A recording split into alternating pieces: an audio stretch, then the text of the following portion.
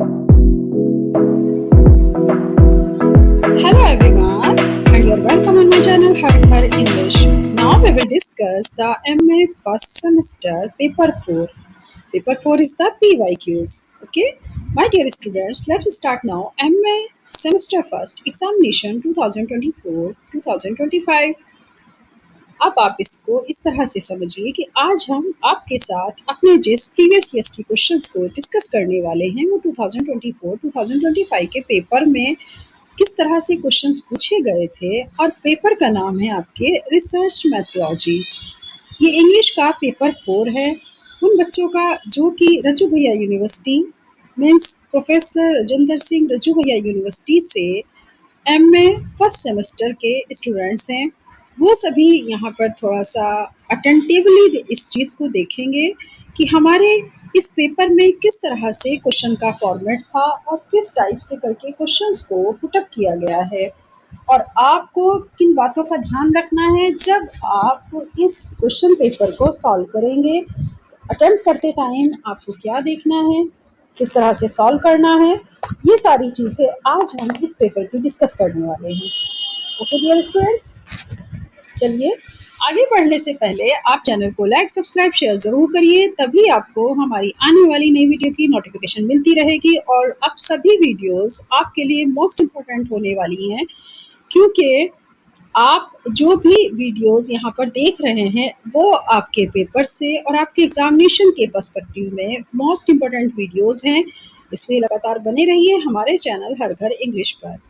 चलिए बात करते हैं MA semester first examination 2024 to 2025 English paper 4। नाम है आपके पेपर का research methodology. Time allowed 2 hours, 2 घंटे में आपको ये कंप्लीट करना है। Maximum marks 75। अब आप सोच रहे होंगे 25 मार्क्स का क्या है। 25 मार्क्स का आपका इंटरनल एग्जामिनेशन है। Okay dear, okay next. Note: this question paper is divided into 3 sections A, B and C. Follow instructions given in each section. Section A, B and C are of 9, 36 and 30 marks respectively. The candidates are required to answer only in serial order. If there are many parts of a question, answer them in continuation. आपसे कहा जा रहा है कि ये question paper जो कि divide किया गया है 3 सेक्शंस में, फिर 3 सेक्शंस के आपके नेम हैं ए B and C.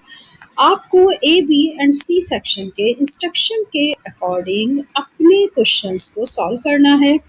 Section A B and C में इन्होंने जो मार्क्स का डिस्ट्रीब्यूशन दिखाया है, तो section A 9 marks, section B 36 marks and C is the 30 marks. The candidates are required to answer only serial order. तो सभी कैंडिडेट से ऐसी रिक्वायरमेंट की जा रही है कि आप आंसर को सीरियल ऑर्डर में दीजिए। If there are many parts of a question, एक क्वेश्चन के कई पार्ट्स हैं, आपको सभी के आंसर देना जरूरी है, तो आप इसको लगातार जारी रखिए। देखते हैं सेक्शन ए को। Section A is the very short answer type question. Understood? Section A में आप कैसे क्वेश्चन देख रहे हैं? Very short answer type question. अब इसका इंस्ट्रक्शन पढ़ लेते हैं। Note this section contains only 1 question और 5 सब क्वेश्चंस। अटेम्प्ट एनी 3 सब क्वेश्चंस। ये सेक्शन जिसमें सिर्फ एक क्वेश्चन दिया है, उस एक क्वेश्चन के अंदर आपके 5 सब क्वेश्चंस हैं। अब ये जो 5 सब क्वेश्चंस हैं, इसमें से आपको ओनली 3 सब क्वेश्चंस अटेम्प्ट करने हैं। वर्ड लिमिट आपकी होनी चाहिए 50 वर्ड्स की, क्योंकि हर सब क्वेश्चन आप जब अटेम्प्ट करोगे तो 50 वर्ड्स में अटेम्प्ट करिएगा। और ईच सब क्वेश्चन कैरीज 3 मार्क्स। जो भी सब क्वेश्चंस आप यहाँ पर अटेम्प्ट करने वाले हैं वो 3 मार्क्स का होगा।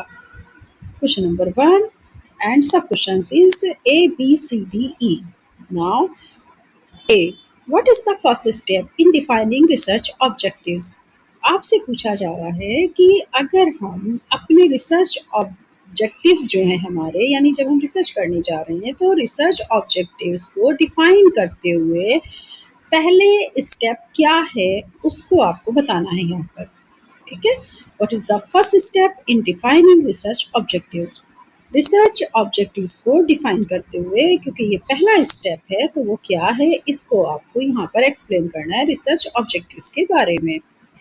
B, what personal qualities are essential for a researcher to maintain ethical standards? एक अच्छे रिसर्चर में वो कौन सी आवश्यकता अनुसार क्वालिटीज होनी चाहिए, उसकी पर्सनल अगर हम योग्यताएं देखें तो किस तरह से होनी चाहिए एक रिसर्चर्स की, और साथ में वो उसे कैसे एथिकल स्टैंडर्ड पर मेंटेन करेगा, यानी वो रूल्स को, डिसिप्लिन को और पैटर्न को किसी का भी नहीं चुराएगा, अपने अकॉर्डिंग वो उठा करके जो भी चीज़ें हैं वो अपने अकॉर्डिंग वहाँ पर नोट डाउन करेगा जो भी रिसर्चर है। एथिकल स्टैंडर्ड्स को लेकर के वो बिल्कुल भी कहीं से भी, और जैसे कहा जाता है ना कि मतलब मॉरल वैल्यूज़ को वो कहीं भी नहीं गिरने देगा। तो एथिकल स्टैंडर्ड्स का मतलब होता है कि रिसर्चर को एक ऐसा रिसर्चर होना चाहिए जो कभी किसी की थीसिस को चोरी ना करे, किसी के डेटा को चोरी ना करे, और जो जिस ऑथर के वर्क को वो यूज़ कर रहा है उसका क्रेडिट उस ऑथर को ज़रूर दे। ऐसा नहीं है कि वो अपने नाम से उस ऑथर के कोटेशन को डाले, तो ये भी एथिकल स्टैंडर्ड्स में आ जाता है। तो यही भी क्वेश्चन आपसे पूछ रहा है कि क्या पर्सनल क्वालिटीज़ होनी चाहिए, और वो कौन सी क्वालिटीज़ हैं जो कि एकदम इसेंशियल है फॉर ए रिसर्चर, ताकि वो अपने एथिकल स्टैंडर्ड्स को मेंटेन करे। तो ये आपको यहाँ पर एक्सप्लेन करना है in 50 words. Okay, C question, what is secondary source? Secondary source क्या है? D, what is research problem? Research problem क्या है? सिंपल और सीधा सीधा आंसर क्वेश्चंस पूछे गए हैं, आपको सिंपल और सीधा सीधा आंसर अटेम्प्ट करना है। Okay. E, what is the purpose of A hypothesis in research? Research में हाइपोथेसिस का क्या उद्देश्य होता है, क्या पर्पस होता है, ये आपको यहाँ पर बताना है कि हाइपोथेसिस अपनी एक वैल्यू रखता है रिसर्च में, तो उसकी क्या वैल्यू है, क्या पर्पस है, क्यों की जाती है। Now section B. Okay, see this section B, short answer type question. Section A में क्या था? Very short answer type question. Section B is the short answer type questions. Contains not. This section contains 7 questions. ये section 7 question अपने आप में लिए हुए है। Each question is of 9 marks और हर question आपका 9 marks रखता है। 4 questions from this section is compulsory. इसमें से आपको 4 question compulsory करने ही हैं इस section से। The word limit is 225 words. अब यहाँ पर आपको अटेंटिवली ध्यान देना है कि इसकी वर्ड लिमिट 225 वर्ड्स है। 4 क्वेश्चन आपको अटेम्प्ट करना है, 7 क्वेश्चन दिए हैं, मतलब आपके पास चॉइस है कि आप कोई भी 3 क्वेश्चन छोड़ सकते हैं। Question number 2 and is the A question. What is plagiarism and why is it considered unethical in academic and professional context? Plagiarism क्या है? इसे कुछ लोग प्लेजरिज्म भी बोलते हैं, कुछ लोग प्लेगरिज्म भी बोलते हैं। तो आप देख लीजिएगा आप किस तरह से प्रोनाउंस करते हैं। What is plagiarism and why is it considered unethical in academic and professional context? आपसे पूछा जा रहा है कि प्लेजरिज्म क्या है, इसको क्यों अनएथिकल, एकेडमिक में अगर हम इसको विचार विमर्श करते हैं तो क्यों करते हैं, और प्रोफेशनल कॉन्टेक्स्ट में हम इसको अनएथिकल रूप में क्यों कंसीडर करते हैं। तो आपको ये बताना है कि प्लेजरिज्म की अपनी एक वैल्यू है रिसर्च में, तो ऐसा क्यों ज़रूरी है, और एकेडमिक एंड प्रोफेशनल कॉन्टेक्स्ट में इसे एक अनएथिकल रूप में क्यों कंसीडर किया जाता है। B question, discuss the concept of sampling in research. What is the significance of selecting a representative sample and how does it impact the validity and reliability of research findings? आपसे कहा जा रहा है कि discuss the concept of sampling in research. Research के अंदर sampling के concept की व्याख्या करिए। ठीक है, रिसर्च में सैम्पलिंग क्या होता है और इसका क्या कॉन्सेप्ट है, इसको आपको डिस्कस करना है। आगे आपसे पूछा जा रहा है what is the significance of selecting a representative sample. क्या एक जो भी हम अपने सैंपल को ले रहे हैं, तो जो हमारे सैंपल का रिप्रेजेंटेटिव है जिसे हमने सिलेक्ट किया है, उसकी अपनी क्या महत्वता है रिसर्च में, उसकी क्या महत्वता है जिस सैंपल को आपने रिप्रेजेंटेटिव के तौर पर सिलेक्ट किया है, and how does it impact the validity and generalisability of the research findings. आगे आपसे पूछा जा रहा है कि इसका कैसे इम्पैक्ट पड़ता है एक वैलिडिटी और एक जनरलाइजेबिलिटी के ऊपर रिसर्च की फाइंडिंग्स में। रिसर्च की फाइंडिंग्स में सैम्पलिंग का क्या प्रभाव है उसकी वैलिडिटी का, उसके जनरलाइजेबिलिटी का। तो आपको ये बताना है यहाँ पर। बहुत ही अच्छा क्वेश्चन है, इसे आप अच्छे से याद करके ज़रूर जाइएगा। इस बीच कुछ बच्चों के इस तरह के क्वेश्चंस पूछे जा रहे थे मुझसे कि मैम ये बताइए, क्या ये प्रीवियस ईयर्स के पेपर में से क्वेश्चन आएंगे? तो बिल्कुल, ये जान लीजिए ज़रूर पूछा जाता है। प्रीवियस ईयर्स के क्वेश्चन पेपर में घुमा फिरा करके वही क्वेश्चंस रख दिए जाते हैं कभी कभी। और अगर 90% नहीं भी आता है तो ये भी जान लीजिए 60 या 70% जो क्वेश्चंस होते हैं वो ज़रूर प्रीवियस ईयर्स के क्वेश्चन से पूछे जाते हैं। तो आप इस पेपर को तो अच्छे से अटेम्प्ट करके ही जाइएगा, ठीक है? क्योंकि ज़रूरी है, सैम्पलिंग पूछा जाएगा तो ज़ाहिर-सी बात है आप सैम्पलिंग लिख दोगे। प्लेजरिज्म पूछा जाएगा तो ज़ाहिर-सी बात है आप प्लेजरिज्म याद करके गए होंगे तो कुछ ना कुछ उसके बारे में लिख ही दोगे। ऐसा नहीं होगा कि आप क्वेश्चन छोड़ कर के आ गए। एक चीज़ और मैं बता दूँ कि रिसर्च मेथोडोलॉजी का पेपर समझाना इसलिए ज़रूरी था आपको अपनी वीडियो के थ्रू, क्योंकि ये बहुत ही टफ पेपर होता है। बच्चों को समझ नहीं आता पूछा क्या जा रहा है और इसी वजह से बच्चे बहुत सारे क्वेश्चन छोड़ देते हैं, फिर उनकी बैक लग जाती है या वो फेल हो जाते हैं। ठीक है? तो आप रिसर्च के पेपर में ये मिस्टेक मत करिएगा, कोशिश करिएगा आप अच्छे से समझिए क्वेश्चन को, फिर उसके अकॉर्डिंग अपना आंसर दीजिए। Okay, C, question number C, analyse the role of literature review in shaping the scope of research. Analyse करना है आपको कि लिटरेचर रिव्यू की रिसर्च के क्षेत्र में क्या भूमिका है। मतलब रिसर्च के क्षेत्र में उसको शेप देने में लिटरेचर रिव्यू की क्या भूमिका है, इसको आपको विवेचना करनी है। How can existing research inform the boundaries of a new study and what are the limitations that may arise from relying on previous studies. आगे आपसे पूछा गया, बताइए ये कैसे रिसर्च में इन्फॉर्म कर देता है।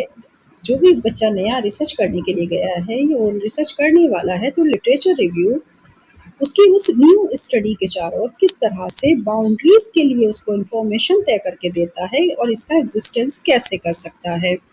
आगे पूछा जा रहा है व्हाट आर द लिमिटेशंस, और इसकी अपनी सीमाएं क्या होती हैं। प्लस जब हम इसको प्रीवियस स्टडीज से लेते हैं या उसे अपने न्यू स्टडीज हम करने जा रहे हैं तो हमें प्रीवियस स्टडीज की ज़रूरत ज़रूर पड़ती है। उसकी वजह ये है कि हमें ये पता चल सके कि इस पर किस तरीके से रिसर्च की जा चुकी है इस टॉपिक के ऊपर। और अब अगर हम थोड़ा उसी टॉपिक के आसपास कोई नया टॉपिक ले रहे हैं तो उसमें हमें किन बातों का ध्यान रखना है, क्योंकि हमें प्रीवियस जो स्टडी जिस पर हो चुकी वो डेटा और प्लस वो सैम्पलिंग नहीं लेनी होती। तो इसलिए यहाँ पर आपसे जो कहा जा रहा है कि उसकी क्या लिमिटेशंस हैं, दैट may arise, जो कि अपने आप में प्रीवियस स्टडीज से ला करके हम रख सकते हैं, तो उसकी अपनी क्या सीमाएं हैं न्यू स्टडी में। Okay, D question, discuss the fundamental principles of the new historical approach in literary criticism. आप फंडामेंटल प्रिंसिपल्स को डिस्कस करिए कि न्यू हिस्टोरिकल अप्रोच में लिटरेरी क्रिटिसिज्म में इसकी आपको क्या करना है, फंडामेंटल प्रिंसिपल्स क्या होते हैं, किस में होते हैं, न्यू हिस्टोरिकल अप्रोच में, लिटरेरी क्रिटिसिज्म में। लिटरेरी क्रिटिसिज्म में न्यू हिस्टोरिकल अप्रोच के प्रिंसिपल्स, और प्रिंसिपल्स भी मतलब इधर उधर वाले नहीं बल्कि बेसिक प्रिंसिपल्स यानी फंडामेंटल प्रिंसिपल्स क्या है इसकी व्याख्या करिए। आपसे क्वेश्चन स्टार्टिंग में जो पहला पूछा गया वो यही है। देखिए एक ही क्वेश्चन में इसमें 2-3 क्वेश्चन इन्होंने ऐड कर रखे हैं, यही वजह है कि बच्चे कंफ्यूज हो जाते हैं। तो आपसे पूछा जा रहा है कि लिटरेरी क्रिटिसिज्म में न्यू हिस्टोरिकल अप्रोच के फंडामेंटल प्रिंसिपल्स की व्याख्या करिए। How does it differ from traditional historicism and what are the key elements that characterise new historicist reading of literary text in research. आप कैसे विभिन्न पाते हैं ट्रेडिशनल हिस्टोरिसिज्म को किससे, न्यू हिस्टोरिकल अप्रोच से। सीधा सीधा नेक्स्ट लाइन में जो क्वेश्चन पूछा गया है वो आपसे डिफरेंस का पूछ रहा है, difference between the new historical approach and between the traditional historicism. Okay, दोनों के बीच में आप कैसे डिफर करते हैं। And what are the key elements, और इसके की एलिमेंट्स क्या हैं, इसके करेक्टराइजेशन क्या है। New historicist reading of literary text in research, research में लिटरेरी टेक्स्ट के न्यू हिस्टोरिसिस्ट रीडिंग में इसके कैरेक्टरिस्टिक्स क्या हैं, इसके बारे में आपको यहाँ पर डिस्कस करना है। E, analyse the importance of comparative literature as a research method. अब आपसे पूछा जा रहा है ई क्वेश्चन में आप एनालाइज करिए कॉम्पैरेटिव लिटरेचर को एज ए रिसर्च मेथड, क्या महत्वता है उसकी, क्या अपनी खासियत है या क्या उसकी इम्पोर्टेंस है। How does comparative analysis contribute to the understanding of themes, motives, and culture influences across different literary traditions? आप कॉम्परेटिव एनालिसिस की बात अगर कर रहे हैं तो कैसे कॉम्परेटिव एनालिसिस कैसे कंट्रीब्यूशन देती है थीम को समझने में, उसके मोटिव को समझने में, उसके कल्चरल के ऊपर किस तरह वो उसके ट्रेडिशन जो लिटरेरी ट्रेडिशन है उसके ऊपर किस तरह वो हमें प्रभावित करती है, ये आपको बताना है। मतलब कौन कर रहा है प्रभावित? कॉम्परेटिव लिटरेचर कर रही है। तो कॉम्परेटिव लिटरेचर के बारे में पूरे क्वेश्चन में देखिए किस तरह से पूछे गए, 3-4 क्वेश्चन एक साथ पूछ लिए गए। तो कह रहा है पहले तो कॉम्परेटिव लिटरेचर का रिसर्च मेथड में आप उसकी इम्पोर्टेंस बताएंगे। सेकंड पूछा जा रहा है आपसे क्वेश्चन कि कॉम्परेटिव एनालिसिस का कंट्रीब्यूशन जो हमारी थीम है उसको अंडरस्टैंड करने में कैसे वर्क करता है, उसकी थीम को प्लस उसके मोटिव्स को and cultural influences across different literary tradition, और लिटरेरी ट्रेडिशन के जो विभिन्नताएं हैं उनको कैसे प्रभावित करता है। आगे पूछा जा रहा है discuss the challenges and benefits of this approach. आप डिस्कस करेंगे उन चैलेंजेस को या उसके उन फायदों को, उसके उन लाभों को जो इस अप्रोच से मिलते हैं। इस तरह करके आपको ई क्वेश्चन जो है अपना वो अटेम्प्ट करना है। देखिए एक ही क्वेश्चन किस तरह से आपसे लगातार नई नई चीज़ें पूछ रहा है, आपको इसी पर फोकस करना है कि मुझे क्या क्या उसको अपना रिप्लाई देना है और किस तरह से इस क्वेश्चन को टेक्स्ट के फॉर्म में लिखना है। F question, discuss the role of quotations in shaping literary analysis. How do critics use quotations from literary texts to support their interpretations? F कह रहा है discuss the role of quotations in shaping literary analysis. Literary analyse के shaping में quotation की क्या भूमिका है? How do critics use quotations? Critics कैसे quotations को यूज करती हैं? मतलब इसकी आलोचना आप किस तरह से देखते हैं? How does critics use quotations from literary text? Literary text में क्रिटिक्स कोटेशंस का यूज कैसे करते हैं और इससे इंटरप्रिटेशन करते टाइम उनको कैसे हेल्प मिलती है, कैसे सपोर्ट मिलता है। तो आपको क्या देना है? कोटेशंस के बारे में लिखना है कि जो हमारे क्रिटिक्स होते हैं उनको कोटेशंस से लिटरेरी टेक्स्ट में किस तरह सपोर्ट मिलता है और वो इसकी मदद से कैसे इंटरप्रिटेशन करते हैं। Question number G, cite the following according to the MLA format citation. मतलब आपको साइट के रूप में लिखना है एमएलए फॉर्मेट साइटेशन को। अगर आप एमएलए फॉर्मेट साइटेशन को लिख रहे हैं तो ये क्या कर रहे हैं आपके साथ में कि इन्होंने आपको ये 5 6 एग्जाम्पल दिए हैं। ओके, अब ये जो 6 एग्जाम्पल दिए हैं आपको इनको सभी को किस फॉर्म में लिखना है? एमएलए फॉर्मेट साइटेशन में लिखना है। अगर आप एमएलए फॉर्मेट साइटेशन में लिख पाते हैं तो आप ये 6 के 6 जितना भी दिए गए हैं इन सबको आप अपने अकॉर्डिंग लिखिए और वहाँ पर नोट डाउन करिए अपनी कॉपी में। आप बहुत अच्छे मार्क्स गेन कर लेंगे। और अगर आपको ये नहीं आता तो इस क्वेश्चन को मैं यही आपको सजेस्ट करूँगी कि इसको छोड़ दीजिएगा, इसे मत करिएगा, क्योंकि ये वही बच्चे कर सकते हैं जिन्होंने रिसर्च किया हो। और अगर किसी बच्चे ने रिसर्च किया हुआ है, वो इस फॉर्मेट को अच्छे से जानता है तो और उसे अपने ऊपर कॉन्फिडेंस है कि हाँ वो इसे कर सकता है, तो बिल्कुल वो इसे कर सकता है तो वो करे। ठीक है। अदरवाइज जो हमारे नॉर्मल एम ए के स्टूडेंट्स हैं अगर उनको ये नहीं आता तो टेंशन मत लीजिएगा, इस क्वेश्चन को छोड़ दीजिएगा। Section C, long answer type question. Section C में आपसे पूछा जा रहे हैं long answer type questions. Not attempt any two questions from this section. Each answer carried 15 marks. Answer each question in 475 words. आपको यहाँ इस सेक्शन से 2 ही क्वेश्चन अटेम्प्ट करने हैं। हर आंसर आपका 15 मार्क्स लिए हुए है और प्रत्येक क्वेश्चन को आपको 475 वर्ड्स में लिखना है। ये ध्यान रखिएगा 475 वर्ड्स में आपको यहाँ पर अपने आंसर को अटेम्प्ट करना है। क्वेश्चन नंबर थर्ड ए का पार्ट देख लेते हैं। थर्ड ए का पहला question, discuss the essential components of research proposal. Essential components एक रिसर्च प्रपोजल के क्या हैं, व्याख्या करिए। What elements must be included to ensure that the proposal is comprehensive and effectively communicates the intent in research project। वो क्या elements हैं जो होनी चाहिए हमारे प्रपोजल में, इंश्योर सुनिश्चित, मतलब आप करिए इस चीज़ को कि वो कौन से एलिमेंट्स हैं जो कि हमारे रिसर्च प्रपोजल में होनी चाहिए। और वो रिसर्च प्रपोजल हमारा कॉम्प्रिहेंसिव है, इफेक्टिव कम्युनिकेशन के साथ में हो, साथ ही रिसर्च प्रोजेक्ट का भी उसके अंदर इंटेंडेड किया गया हो।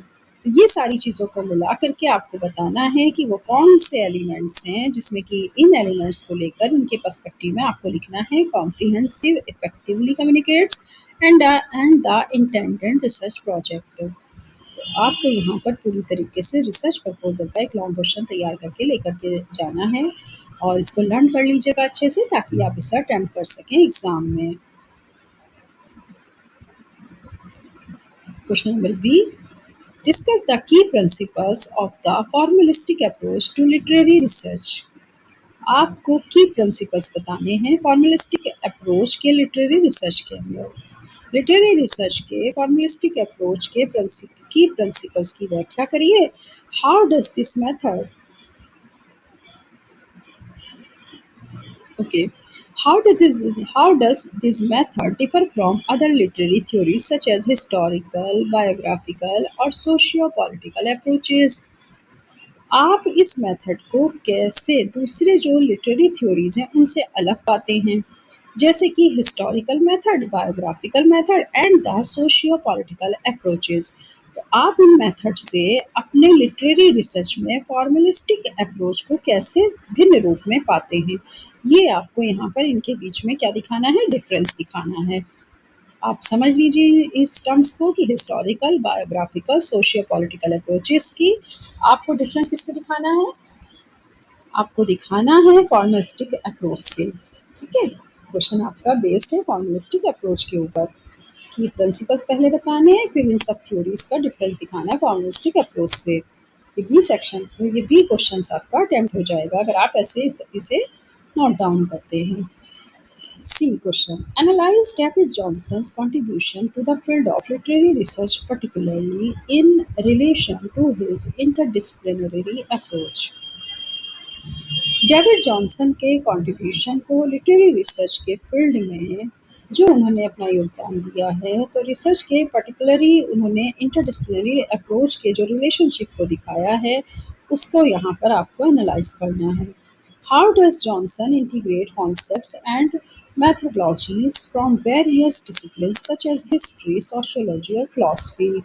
विभिन्न प्रकार की डिसिप्लिन्स यानी विभिन्न प्रकार के विषयों को लेकर जैसे कि हिस्ट्री, सोशियोलॉजी और फिलॉसफी को लेकर के उन्होंने एक एकाग्रता दिखाते हुए जॉनसन ने कैसे इस कॉन्सेप्ट की मेथडोलॉजी को अलग अलग विभिन्न प्रकार से जस्टिफाई किया या विभिन्न प्रकार से दिखाया, ये आपको यहाँ पर नोट डाउन करना है, यानी ये आपको रिटन टेक्स्ट में लिखना है कि जॉनसन का जो इंटीग्रेटेड कॉन्सेप्ट था मेथोलॉजी को लेकर के, तो वो किस तरह फ्रॉम वेरियस डिसिप्लिन अलग अलग तरह के सब्जेक्ट्स के अकॉर्डिंग, जिसमें कि हिस्ट्री है, सोशोलॉजी है, फिलॉसफी है, इनटू हिज लिटरेरी एनालिसिस। इन सब में आपको उनके लिटरेरी एनालिसिस को यहाँ पर अच्छे से इस आंसर को देना है। ओके, ये था आपका सी क्वेश्चन। अब आप समझ रहे होंगे कि कितना घुमा करके आपसे क्वेश्चन पूछे जा रहे हैं, बस आपको इन क्वेश्चंस को समझना है और फिर उसके अकॉर्डिंगली आपको आंसर लिखना है। D question is the compare and contrast the MLA, Chicago and MHRA citation styles in terms of their core principles, citation formats and target audiences। आपको कंपेयर करना है और कंट्रास्ट देना है एमएलए का, शिकागो का, एमएचआरए का, जो कि एक साइटेशन स्टाइल्स हैं। इन साइटेशन स्टाइल में जिस तरीके से हमने प्रिंसिपल्स को एक टर्म्स दी है, साइटेशन फॉर्मेट्स दिया है, टारगेट ऑडियंस दी है, तो उन्हें आप किस तरह से कंपेयरिंग करते हैं। How do each of these styles reflect the values and practices of the disciplines they सर्व।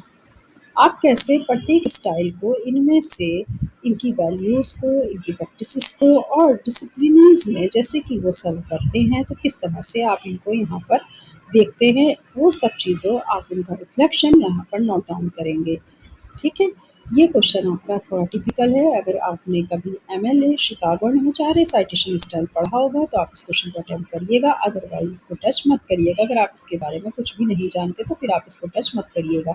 हाँ, जो बच्चे हमारे रिसर्च की कभी प्रिपरेशन की हो या जिन्होंने रिसर्च किया हो कभी भी अपनी लाइफ में, तो वो इसको बहुत अच्छे समझ जाएंगे इस टर्मोलॉजी को, एमएलए, शिकागो और एमएचआरए को, और वो इस क्वेश्चन को बहुत अच्छी तरीके से अटेम्प्ट भी कर ले जाएंगे। तो माय डियर स्टूडेंट्स, आपको इन सब चीज़ों का बहुत ध्यान रखना है कि आप जब क्वेश्चन को अटेम्प्ट करें तो पहले उसको समझिए। रिसर्च मेथोडोलॉजी का मैंने पेपर आज आपके साथ इसीलिए डिस्कस किया है ताकि किसी को कोई दिक्कत ना हो, और इसी तरह से क्वेश्चंस पूछे जाते हैं रिसर्च मेथोडोलॉजी में, बहुत ज़्यादा टिपिकल तरीके से और बहुत ही कॉम्प्लिकेटेड पैटर्न होता है इन क्वेश्चंस का। इनको समझना अब आपकी रिस्पॉन्सिबिलिटी है कि आप इन क्वेश्चन को समझिए, तब इनके आंसर को अटेम्प्ट करिए। ओके डियर स्टूडेंट्स, चलिए मैं समझती हूँ आज का ये सेशन, आज की वीडियो आपके लिए हेल्पफुल रही होगी। अगर हमारी ये वीडियो आपके लिए हेल्पफुल है तो हमें कमेंट बॉक्स में ज़रूर लिखिए। हम इसीलिए इसी तरह से आपके लिए अच्छी अच्छी वीडियो बना करके अपलोड करेंगे। और हाँ, अगर आप चाहते हैं कि हम किसी टॉपिक के ऊपर वीडियो बनाएं तो हमें आप कमेंट बॉक्स में ज़रूर लिखिएगा, हम उसी टॉपिक के ऊपर वीडियो बनाकर अपलोड ज़रूर करेंगे। और हमारे इस वीडियो को जाने से पहले, चैनल को छोड़ने से पहले, आप चैनल को लाइक सब्सक्राइब ज़रूर करिए ताकि ज़्यादा से ज़्यादा